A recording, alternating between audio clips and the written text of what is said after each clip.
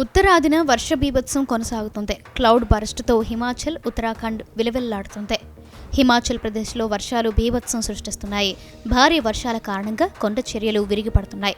ఇప్పటి వరకు 63 మంది ప్రాణాలు కోల్పోయారు. వర్షాల కారణంగా వరదలు, కొండ చర్యలు విరిగిపడడం లాంటి ఘటనల్లో ఒక్క మండీ జిల్లాల్లోని ఏకంగా 17 మంది చనిపోయారు.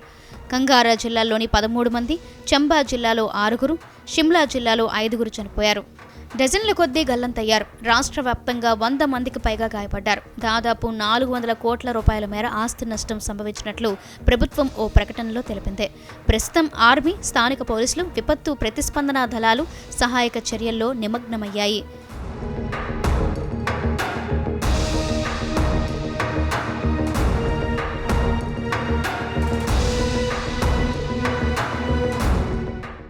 అటు ఉత్తరాఖండ్లో గత కొన్ని రోజులుగా ఎడతెరిపి లేకుండా వర్షాలు కురుస్తున్నాయి. ఈ వర్షాల కారణంగా ఎక్కడికక్కడ కొండ చర్యలు విరిగిపడుతున్నాయి. బద్రీనాథ్, యమునోత్రికి వెళ్లే రహదారులు తీవ్రంగా ప్రభావితమైనట్లు అధికారులు తెలిపారు.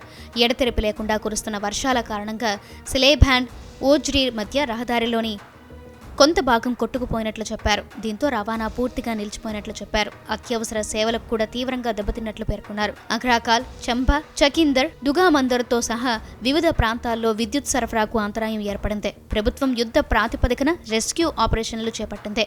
వరదలో చిక్కుకున్న ప్రజలను సురక్షిత ప్రాంతాలకు తరలించేందుకు నిరంతరం కృషి చేస్తున్నారు. రహదారులను పునరుద్ధరించడం, విద్యుత్, తాగునీటి సరఫరాను తిరిగి సాధారణ స్థితికి తీసుకురావడం అత్యంత ప్రాధాన్యతగా అధికారులు పెట్టుకున్నారు.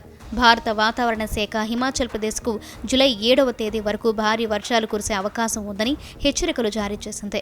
భారీ వానలతో పాటు కొండ చర్యలు విరిగిపడే ప్రమాదం ఉందని హెచ్చరించింది.